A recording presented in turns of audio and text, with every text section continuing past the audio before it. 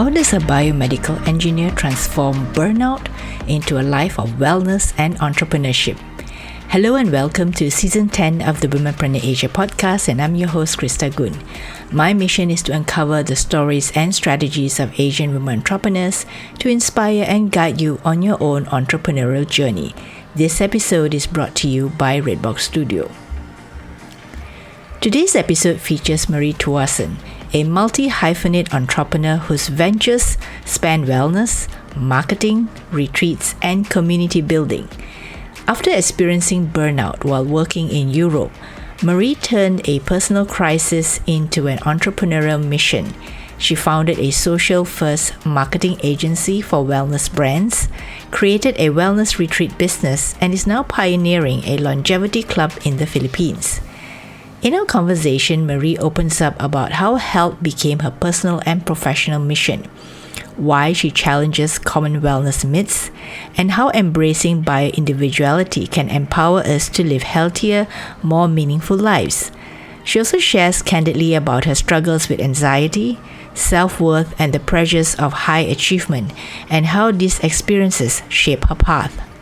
If you'd like to redefine health or build a business around your passions, this episode is filled with fascinating information about business and also about health, such as biohacking, ice baths, and more.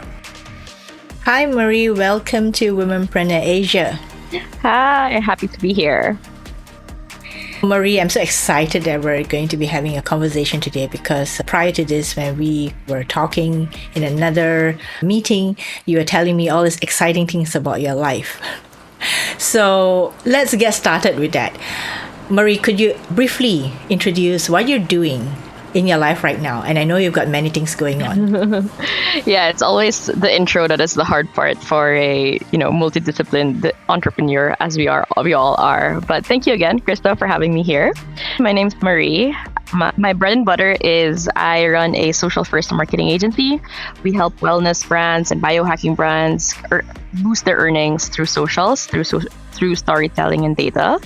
Offline, I'm a yoga teacher and a health coach. I'm the founder of a retreats company called Kaya Connections. We help remote workers build long-lasting connections through authentic, local, nomad-led experiences. So we have a few retreats having this year as well. And I'm in the process of creating the Philippines' first longevity social club. So I'm excited to have that as well. Wow, that's why I said, with so many things happening in your life, how do you find time to rest and sleep? It's a lot of trial and error. When I say that, it's because I also had this time where it's a lot in the grind. So, of course, sleep was deprioritized.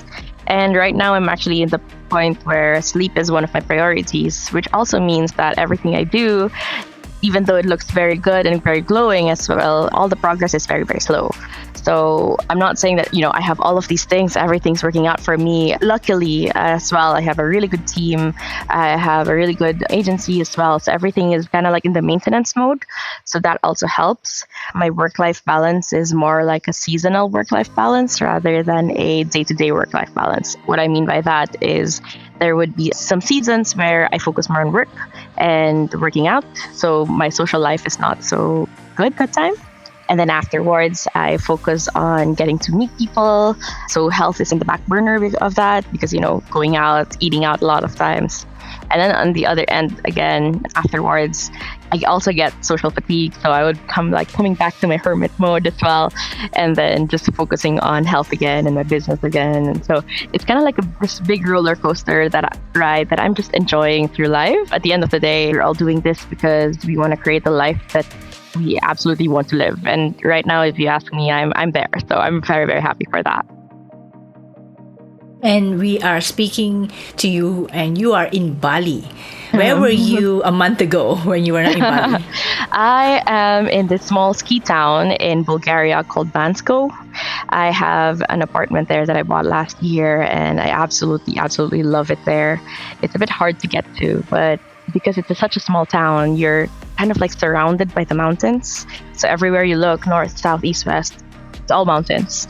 So So it's so beautiful, and it's really it's my time for hermiting, actually. So social life there is actually absolutely amazing, but I actually use that place to hermit, to just be by myself. And then if I decide to go out, it's a 5-minute walk and I'm in the forest.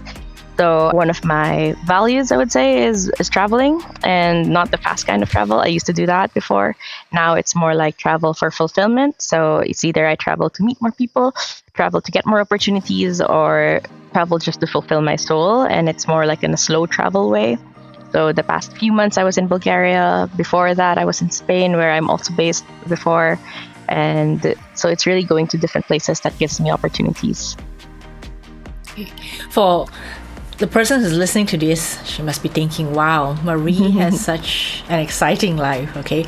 But way before Marie got into this slow travel mode, or being based in different countries, where were you, and what do you do, and how do you get to where you are now? So I would say like my origin story, right? I'm from the Philippines. I'm born and raised there. And I did my uni there as well, college in some places. And then I got a degree in biomedical engineering. So then and there, I was already like very, very much an advocate for health. My sister's a doctor. I have a family of doctors. Big caveat to that, and also disclaimer, is that even though I came from like the family of doctors, we're not really that well off. And that was one of the reasons for me to get out, because at least in the Philippines, in the culture of the Philippines, going out actually means getting more money. So when I got the opportunity to become an intern in Germany as a biomedical engineer, I took that opportunity. And during that time, now, of course, in retrospect, everything was just like, oh my gosh, why are you thinking about it that way? But during that time, that was like the best thing that I could do for myself, right? So the internship turned to a full-time employment, turned to 3.5 years working for a German company as a medical engineer. And during that time span as well, unfortunately, I got burnt out. So the good thing about that is I did save a lot of money that enabled me to do a gap year. And for Asian standards, we're kind of like, what gap year? What is a gap year for Asians? Right? I'm always like all my friends are like, what is that? Like, we were all so accustomed to doing well in school and then finding a job and then doing that for the rest of our lives. And I think one of the biggest things that I am so grateful for trying to live abroad is that I get to understand that there are different cultures that we can kind of like get from the best of both worlds. And one of the things is really that life is it's really not just about work. It's really not about just, living life to work. And so luckily, I saved up a lot of money to invest in this 1-year gap year. But unfortunately, the universe had different plans. I initially planned for 1 year, but on my 5th month, I actually broke my arm. And the only thing I really wanted to do was to surf, do a yoga. I was a yoga teacher, and then to just relax. But if it's the broken arm, I can't do any of those.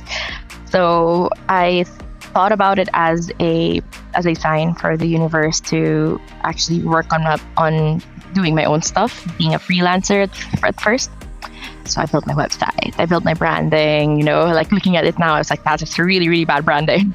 But that was like 4 years ago. I would say single-handedly, because it literally was, I was single-handedly doing all of these things. I started my freelance business, and it kind of like spiraled and skyrocketed to a whole full-fledged social media marketing agency.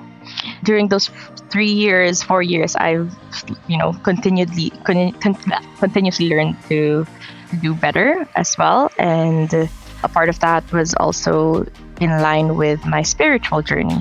So from there, I started bringing also friends from that side of the world, from Europe, to the Philippines, because I wanted them to understand our culture and not just for them to just come and impose their culture without even getting to know other people in that area.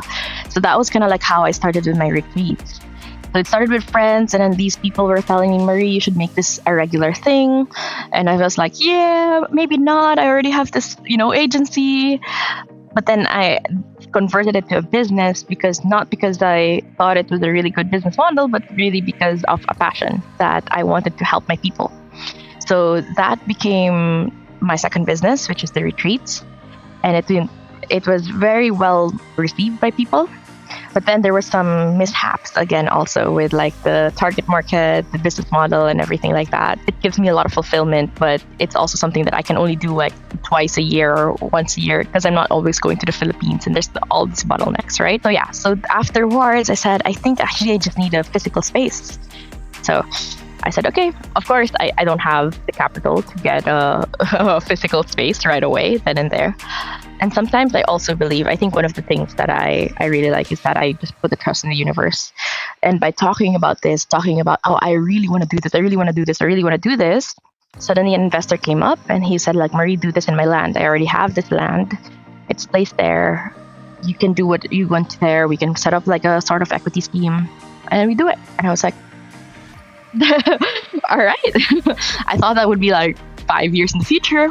But no, sometimes it just gets to you, So that's how I landed the longevity resort. And I decided also that like the marketing agency, it gives me a lot of fulfillment also. And it also gives me, my financial stability. But I was like, okay, but it's not really linking to my retreat, not really linking to this longevity program. So I've kind of like pivoted again. I pivoted so many times, like from e-com. I started as e-com, then I moved to travel brands because I love traveling. Then I moved now to like health and wellness brands, which is something that's really aligned to my soul and aligned to what I love to do. And you can see it in the sparkle in my eyes, like when I talk about health and wellness. I can see it when you're, you're so excited talking about health and wellness. And you can see it with other people when they talk about their businesses as well. Like, okay, it's sometimes you can see that they're just doing it to make ends meet. And then there's some people who do it because they actually love and actually want to do this, right? So then I pivoted my marketing agency to that. And I said, okay, it's not enough. I actually really want to do I want to help people on a one-on-one basis as well. So I got into the health coaching, and it's more like also I started the health coaching mostly for me, that I really just wanted to help myself. I would say the epitome of a biohacker, kind of like self-experimenting with myself. And then it developed to like helping more people like me to actually like hone in, focus on their sleep, like you said, and make sure that they don't burn out again. Because even though I got burnt out in that job, I also got burnt out in some of the entrepreneurship ventures that I've done. And sometimes I also get overwhelmed with these things. I sometimes see myself getting like anxious right before a call. And I said, okay, I don't really want to do this again. Like, then it's a lot about reflections as well, right? And like, okay, why am I feeling this way? And I feel like a lot of people, a lot of entrepreneurs especially, they know that they need to do this, but also at the expense of like their mental health or at the expense of their physical health. And I'm kind of here right now to help them realize, because sometimes even clarity already gives you that relief that, why are you feeling this way? And what can we do to help you? That doesn't mean your business is going to tank or your business is going to plateau, which a lot of entrepreneurs are scared of, right? So that's where I'm at right now. Wow. That is quite a journey, I must say. That is a lot, right? But what I wanted, full of pivots. And of course, we'll get to biohacking a little bit later because I'm really interested in that as well. But I just wanted to ask you this question because I read somewhere on your LinkedIn that you grew up not healthy, right? Yeah. Let's start there. Can you take us back to what your childhood was like and how this childhood of yours actually shaped your views about health and nourishment and being healthy? Yeah. First, I think I want to touch on like what healthy means to me, because everybody has different versions of healthiness, right? For me, healthiness is just more of like being capable. So being able to lift the things that I need to lift, like furniture and everything like that, being able to get up from my bed easily, being able to walk for endurance levels. For me, the healthy doesn't mean being able to run as fast as I can for 5 kilometers or something like that. Or for me, being healthy doesn't mean looking healthy. I mean, looks are like secondary to more on the feeling that I say. Other people might be different, Of course, sometimes I look in the mirror or I'm like, oh, why am I more bloated right now compared to before? I think it's very normal. If you're not human, if you don't have those small things right there. But healthiness as well is not just on the physical side. Like I said, it's also on the mental side, the emotional side as well. How can you be more resilient to stress, and also the spiritual side, like how do you kind of like find your purpose, right? Some people, they're really good with their mental health, they're really good with their physical health, but they can't find their purpose in life. So anyway, going back, when I was younger, like I said, I didn't really come from a very, very well-off family. So that also meant that we had to kind of like, I wouldn't say make ends meet, but we were really not focused on the food as our priority. So, my mom would use margarine instead of butter. And now we kind of know that like margarine has more trans fats than regular butter. Or we would go for like more on the low end rice. And of course, Asians, we all love rice compared to the less processed rice as well. I grew up not really drinking milk every day, which is fine, but we would always go for powdered milk because that's something that we can afford. And that's, we were also not well off enough to have the resources. We didn't have ChatGPT that time, or we didn't have Google when I was a kid. So we didn't really have enough resources to actually fact check a lot of the things that we have in media. So the media is our only source of information, right? When I was a kid, every quarter, I would be absent at least 4 or 5 times a day. Some of those are physical health and some of those are mental health, that I would just be too anxious to go to school that I'd rather stay in bed. So those kinds of things, I didn't really understand that it was about health. I thought it was just so normal. Also because my mom was also very sickly, my sister was sickly. Ironically, I came from a family of doctors, right? So it's also very different because they are very westernized doctors. So as long as you're not chronically ill, you're healthy. For me, it's not like that. If you have symptoms, though you're not healthy. And also, one of my doctor friends, really, common does not mean normal. So, it's common for everybody to have bloating, but it's not normal to be bloated, and then normal is still not healthy. So it's normal to bloat one of the times. It doesn't mean it's healthy. So I think a lot more people need to understand that common does not mean normal, does not mean healthy. And so that was me growing up until uni. In uni, I would choose the cheapest version of food. It's like a rice bowl with some meat on it, and then that's it. And then fried in seed oils and all of these things. And then to cap things off, I would even just eat those while walking from one classroom to the other. And if you're into like nervous system regulation, that's the worst thing you can do when you're eating. So now that I'm supposed to stand and eat, right? Yeah, you're supposed to sit down, relax, let your body, because if it goes to like parasympathetic nervous system and sympathetic nervous system, when you're walking, your parasympathetic nervous system is the rest and digest. So if you're not resting, you're not digesting. So if you're in the sympathetic nervous system, that's the time it's a fight or flight. That's the time your body's not even digesting, it's stopping the digestion. So it just stays in your stomach without getting enough nutrients as well.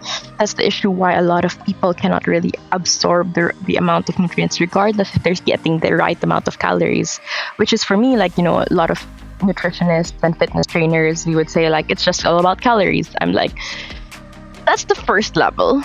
But there's a lot more levels underneath that. It's also about hormones. It's just something that I'm also just recently learning about as well. And especially as women. So it meant that when you were growing up, all this did impact your life? Oh yeah, it did.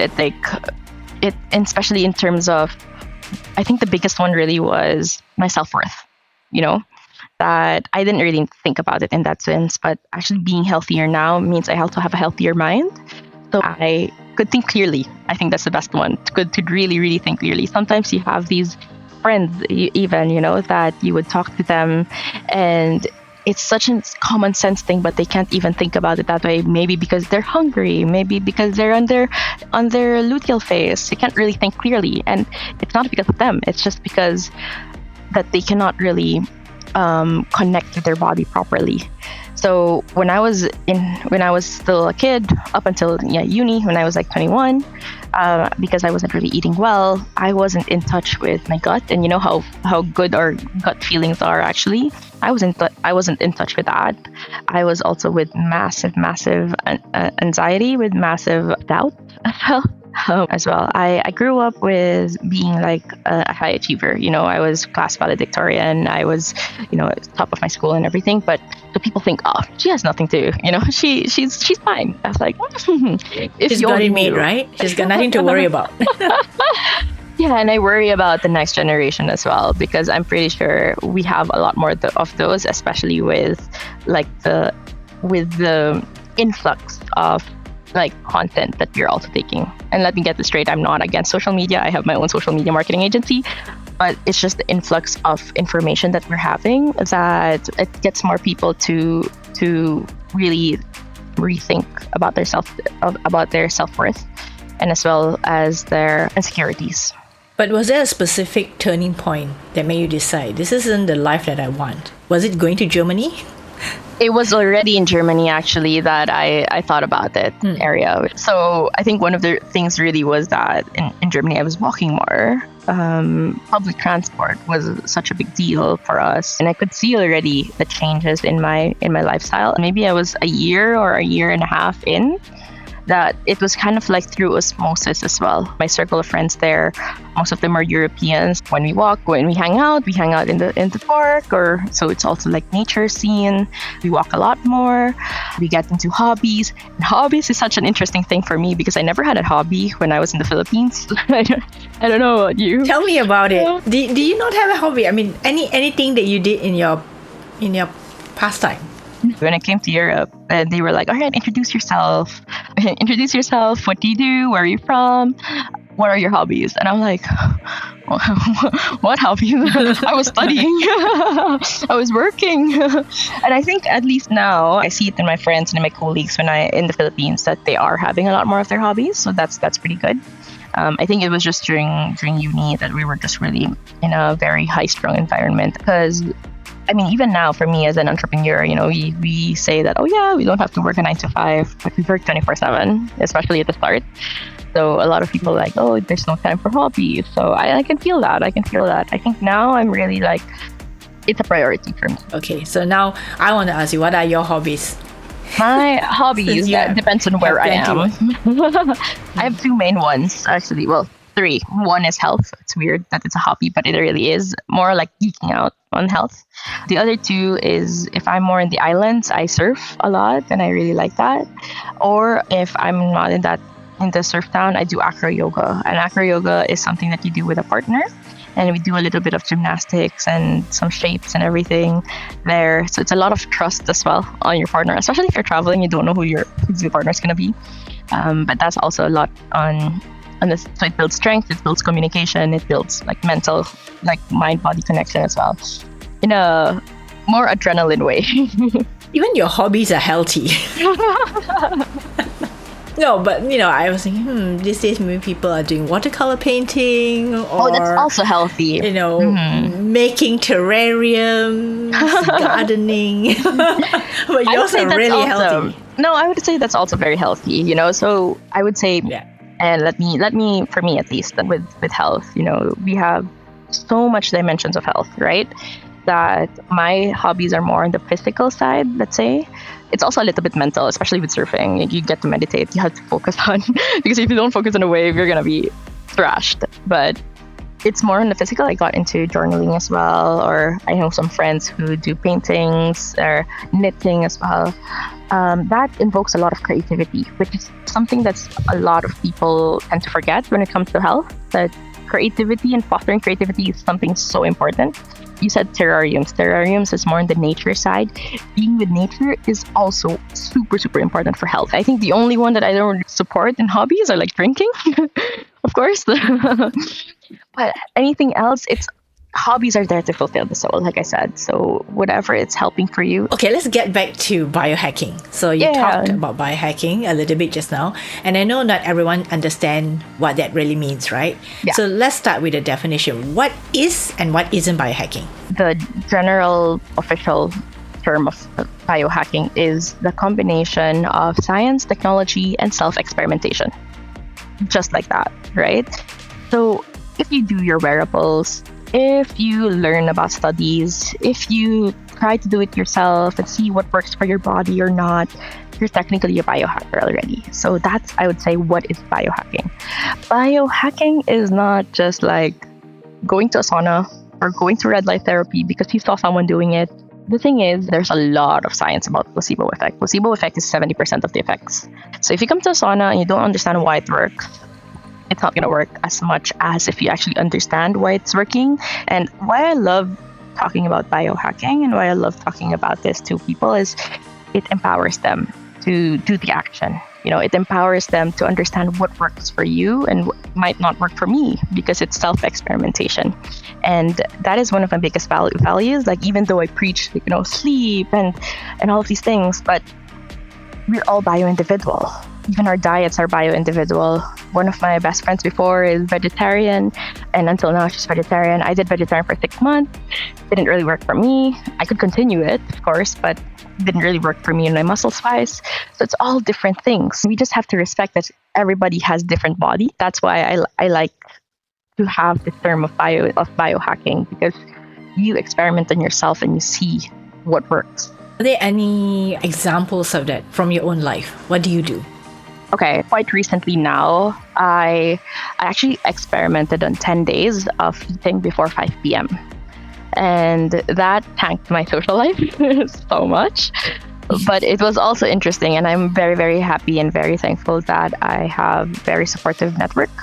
So right now I'm also like a morning person. I always tell people like I'm not a party girl, but I am a party person, but only before 8 p.m. So a lot of these social situations I would do in the daytime. I would have coffee with people, but after 5 p.m., that's the last time I would eat something. And that helped for 10 days. And what I noticed from my body is that I was waking up before my alarm, and I was not changing my sleep schedule. I was just having that. I was also not hungry after 5 p.m. actually. It's just when I go to a friend's dinner and not eat there, just drinking some water, of course, like you see the food, ghrelin goes up, and then, yeah, of course, you feel hungry. And then also at the same time, I feel like I had less bloating as well, and my mind was way better. That works for me. So in a sense, it's also still like intermittent fasting. It's just that you're not eating in the evening instead of in the morning. So the main thing for me really was the sleep, though, that it really, really helped me with my sleep. During that time, I didn't have an Oura ring. I wish I had that, and maybe I'll try doing it again. But I did have like a wearable watch, and I could see like the changes in my sleep. Obviously, most wearables with tracking their sleep is not like the most accurate, but at least I could compare my sleep during that 10-day period compared to the previous 10-day period. So a lot of learnings after that too, and I switched back again to like eating now at like 6 or 7 p.m. But I think after learning a lot as well, I noticed that also with the studies, it's better really for me on a longer scale, because obviously this is just 10 days. Actually, it's not much. And I think a lot of people need to understand that when you're trying things for yourself, it takes time. It's not just like right away. It takes time. But at the same time, for me, if I did it on a longer scale, it's better for me to prioritize the same eating schedule, regardless when it is, than to change my eating schedules if like, 5 p.m. today and then 7 p.m. tomorrow. So at least my body knows it. And that's kind of like what I'm experimenting on right now, to have always the same eating schedules. And I think my body's liking it more. And I can see it through like now with the Oura, like my stress resilience and the way my body understands it as well. And another thing that I'm always also been doing is, like I said, about the eating. So I kind of like regulate my nervous system. Funny enough, I actually grew up Catholic. And I'm saying this because we would do prayers before meals before that time. And then now I'm not. So I'm more like agnostic. And I was like, okay, I don't need to do prayers. I just immediately eat something.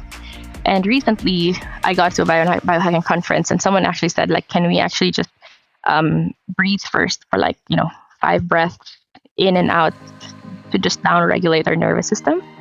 And it all made sense for me, because we're always all the time moving around and everything. And then we started sitting down. We're not even relaxed yet. And then our body starts, and then we start eating. So by kind of like, it was still like in a prayer style, like, we were holding each other's hands and then we would just breathe together. It really made me feel more relaxed whenever I eat. So I'm trying that out now, seeing if like there's some changes in my body, mostly, for example, with how full I am or how full I eat or how much I eat. There's a lot of like mini self experimentations that I do, also with supplements. If you're starting with biohacking, I wouldn't suggest going through the supplement route. I would actually go towards the integrative route first, like the ones I told you, so more in the action based. But yeah, I'm also doing that, and it's really, really interesting to see the differences. So you must have a lot of experiments running in your life. Yeah, it's nice to see. And of course, you kind of like try, let me try this, let me try that.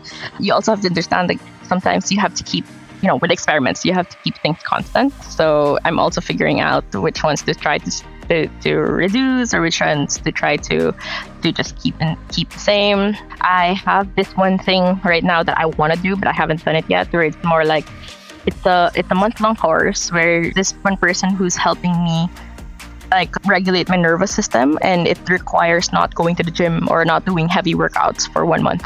And I'm like, oh wait, hold on, I'm not sure if I can do one month with not doing a workout. So I'm kind of like, all right, let me pencil that in. So I already penciled that in for December actually, or November. So it's still a while, but I'm excited to try to do that as well and see if that can change the way that I do it. Yeah.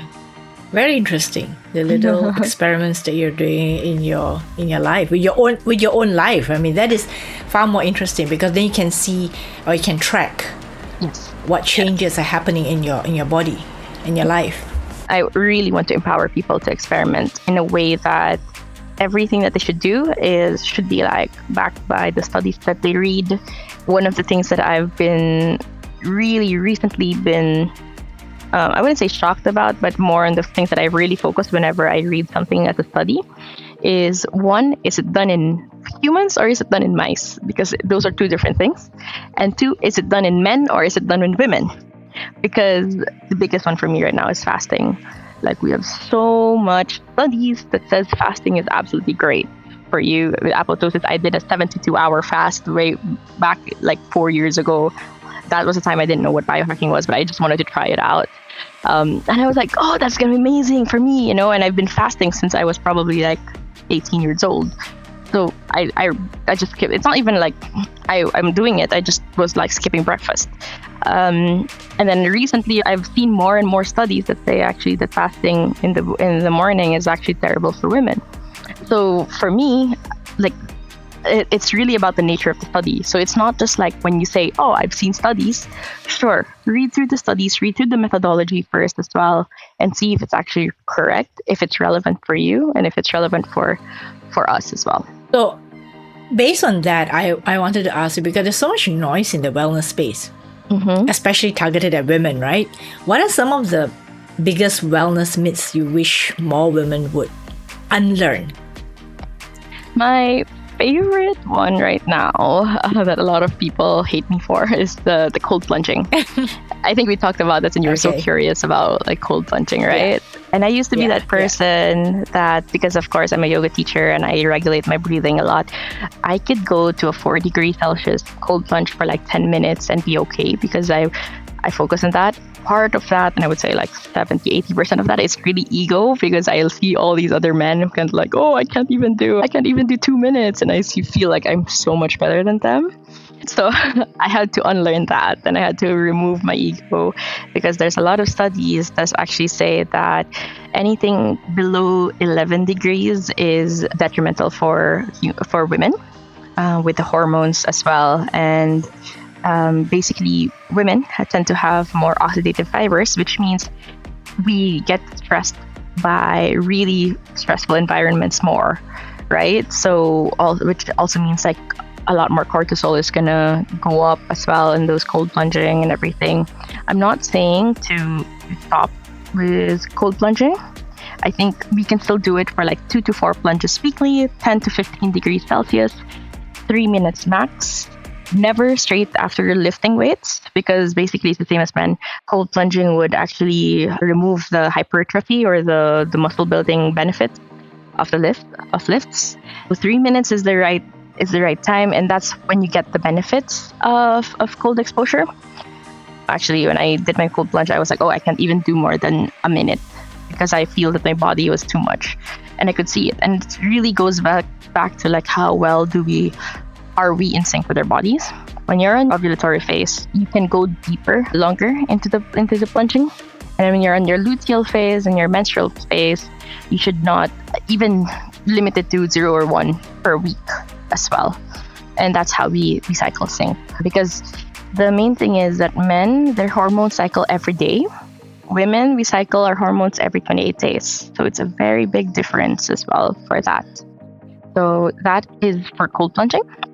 Another thing is when it comes to like losing weight, it's not just about eating less and moving more. I would say the most important still is the sleep. So if we have to have like a pyramid or whatever, or a ranking, sleep is a top. Then you focus on nutrition and then movement.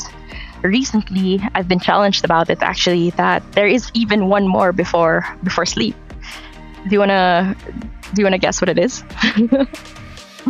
One before sleep. Yeah. Very interesting. I don't know, meditation?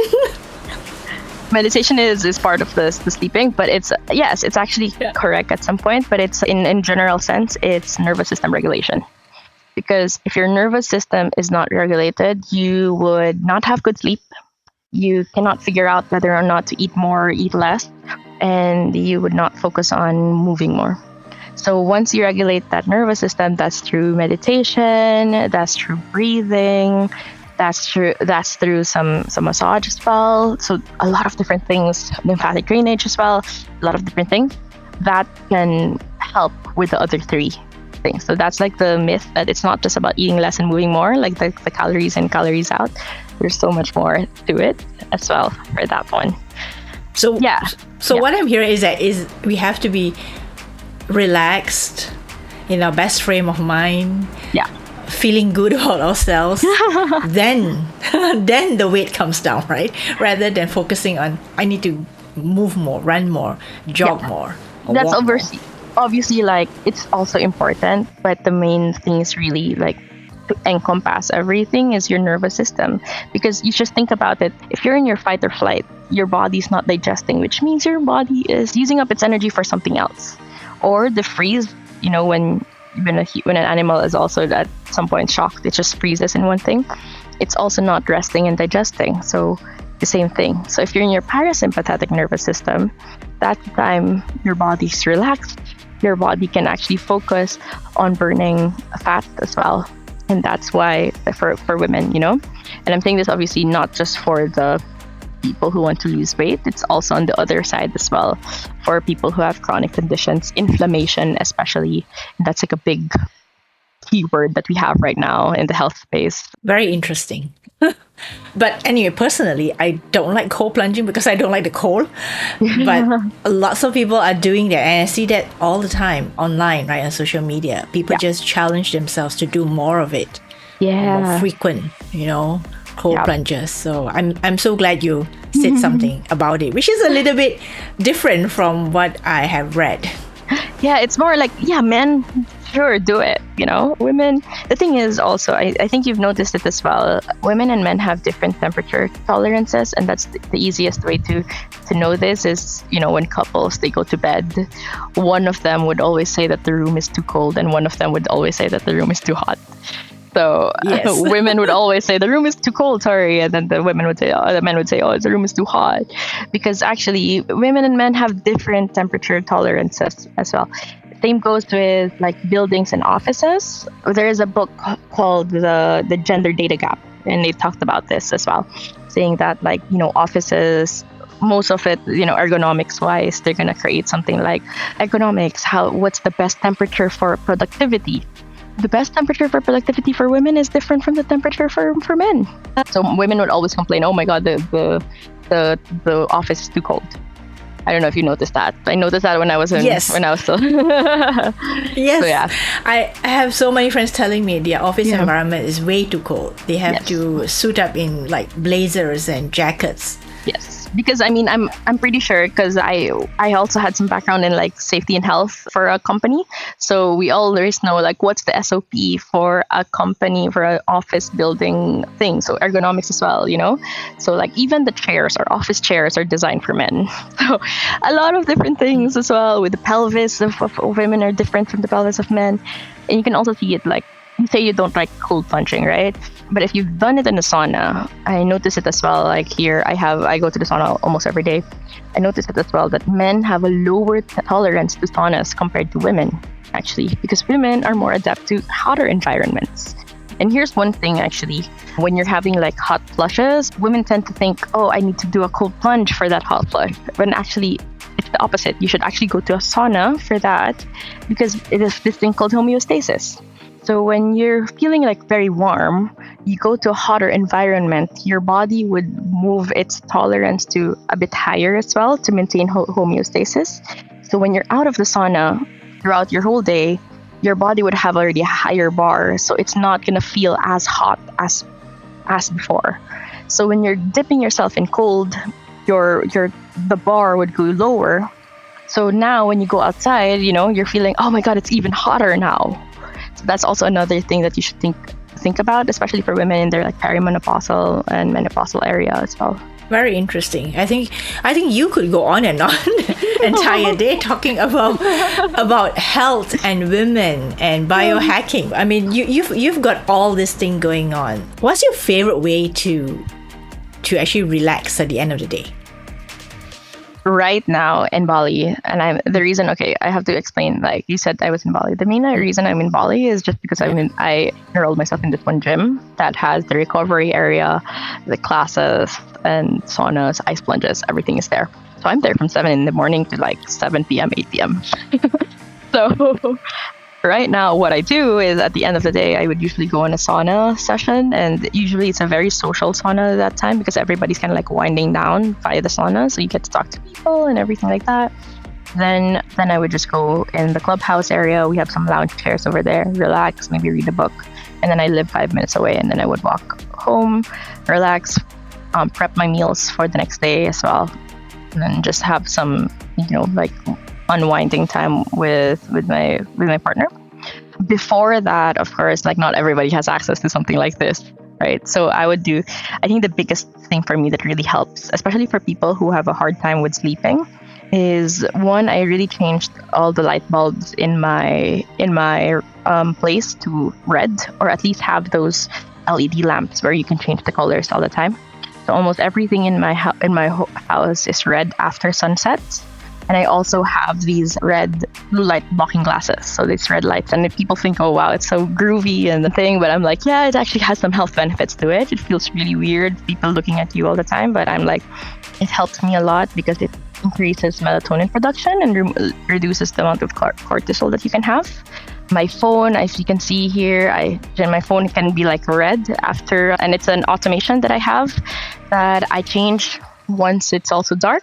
I usually do it like after 8 or 9 p.m. So not really after sunset, but that's also like the time for me. It's kind of like it's a reset for me. Like if I try to scroll, I'm like, oh, it's red. It means I actually have to start winding down as well. But it's a day-to-day thing currently. Also because I traveled a lot as well, that I usually have different things. The hard part for me right now, and I'm trying not to be like, you know, I'm really trying to be authentic here, but most of my clients are in the US and most of my clients are in the US or Europe. So I do have some meetings sometimes at 9 or 10 p.m. And that's the hard part, to kind of like wind down and relax. The good thing for me is that I can sleep right away, but that's also the bad thing because you're not supposed to just sleep right away. It's your body needs to kind of like wind down a little bit. And I could see it as well with the amount of like deep sleep I have. So it really depends on a day-to-day basis. We have some things here. So that's the reason why you're in Bali. Yeah, I mean, the thing is, people will always ask me, like, why are you going to Bali? You have the Philippines, you have Surigao, which is so much better than in Bali, in my opinion. Of course, it's biased, but you know, I have my own tropical paradise. But the only reason for me is this the developness of Canggu, and you get to meet like entrepreneurial people here as well. So it's basically the only reason I have here. I've been here in Canggu for a week. I haven't really been to any of the tourist spots, but I also, because I've been here already before, so it's not really something that I am planning. I just really am planning here for the health. It's kind of like a health retreat for myself. I must really say it's very interesting. Now I uncovered the real secret while you're in Bali. Do you have any advice or any strategies or tips for women who are concerned about, of course, their health and their wellness, and how to bring themselves back to an optimal state of mind? I think the biggest one really is to be curious and be resourceful. Like right now, I love and hate that we have ChatGPT. So it's easier and easier for us to get the information that we need. But it doesn't stop there, because we really need to, of course, question and have critical thinking with what ChatGPT says and gives us, right? So it's also like asking them for sources and learning from it from that way. I would also advocate that if you can't do it yourself, to seek for professional advice and professional help. It's more just like for you to really stay true to your goals. And I think one of the biggest things for me that helped me with my change was to change my identity, which is something that is worked on and not just something that you can just immediately change. So one of the things I can give as an example, just to end it as well, is when I was maybe just like even 2 years ago or 3 years ago, I would have layovers, right? Because I moved from Asia to Europe. I would have layovers, and what I would do in those layovers would go to a cafe, drink my coffee, eat my pastry, watch some movies, and that's done. And I think the past 2 years, I changed myself really, that I was like, I was craving movement, to the point that I even just laid out my yoga mat behind a washroom in a Turkish, I remember that, in a Turkish airport, and just did my yoga there. I didn't really care if people saw me. I don't think anybody saw me at that point anyway, because my body was craving for movement. And that was an identity shift, because I am the person that actually craves for movement, and I'm not that person anymore that just like watches Netflix. And I mean, I still do watch Netflix sometimes, but I'm a person that rather prioritizes my movement rather than just watching the movies. So this took years to work on, and this could be something that you can also work on with a lot of reflection and a lot of guidance as well. I like how you integrate what you want into your life, even though you're traveling and on a layover. Yeah, it's something that really is more like an inside thing. It's not something that you can just do, because obviously I can just roll on my yoga mat and still feel that I don't like it, right? But if it's something that is internal, there's not a lot of resistance to it as compared to an external motivation. When I saw your LinkedIn, it was written that you are the real life Moana. And I was so intrigued by that. Is it because you surf? I think it's a lot of things. I would say a lot. When I was younger, people always told me that I look like her, and I was like, yeah. And then she's also a voyager, so I'm also like moving around a lot. And I think one of the most recent things that made me like, okay, let me just embody this, is I actually auditioned for the part in Disneyland, and I got it. Unfortunately, I didn't take the part, but the whole audition was there. So I was like, what might have been? I could have been a Disney princess. Yeah. Well, that's like so many discoveries about you, Marie. So, okay, before we end this conversation, where can people find you to connect with you, whether they want to connect with you on different levels, right? I know you've got so many things going on, your social media agency, your Kaya connections, your retreats and all that. So where can they find you? Yeah, so professionally, if you want to connect with me or connect with my businesses, you can always reach me on LinkedIn. So it's Marie Tuason, that's Tuason. I have my Instagram at Grow with Marie. Grow your muscles or grow yourself as well with me. And I would love to also connect with more people in the Asian sphere. I really want to focus on Asian women and Asian teenagers as well, because I feel like that's what I'm called to right now, having to been on like both worlds as well. I think that's the way I can really positively give back to this world. Thank you so much, Marie. I knew we would have an interesting conversation. Yes, you're welcome. And I always say to people is that you're only one stranger away from changing your whole life. So that's also something that I'm very grateful for meeting you. What was your key takeaway from my conversation with Marie? Mine is that true wellness isn't about doing more or following trends. It's about listening to your body, honoring your individuality, and finding what works for you. Marie's story reminds us that taking control of your health often begins when we slow down, question, and keep questioning widely held beliefs, and live a life that aligns with our values. Her journey from engineering to entrepreneurship, from burnout to building a longevity club, is proof that the challenges we face can become the stepping stones to creating the lives we want. And I love how she emphasizes that health isn't just physical, it's mental, emotional, and spiritual too. So here's my question for you. If you were to reinvent yourself today, what old definitions of health, success, or identity would you be willing to let go of? If you're interested in more of such episodes, visit womenpreneurasia.com. Womenpreneur Asia is also on YouTube, Instagram, and Facebook. Be sure to follow us because your support helps our podcast go far and wide. This is Krista Gun signing off, and I'll see you next Friday for another brand new episode of Womenpreneur Asia.